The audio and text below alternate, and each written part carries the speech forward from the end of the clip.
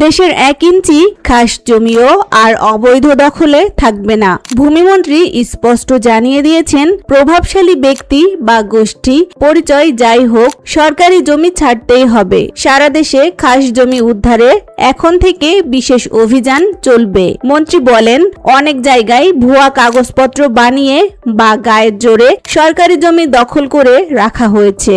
এসব জমি চিহ্নিত করে সরকারের নিয়ন্ত্রণে আনার কাজ শুরু হয়েছে।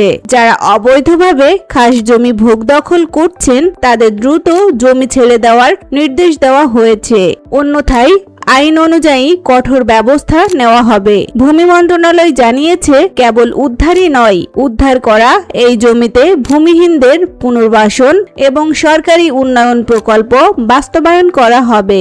কোনো মহলের চাপ বা রক্তচক্ষু এই অভিযানে বাধা হতে পারবে না। জনগণের সম্পদ জনগণের কাছে ফিরিয়ে দিতে সরকার বদ্ধপরিকর।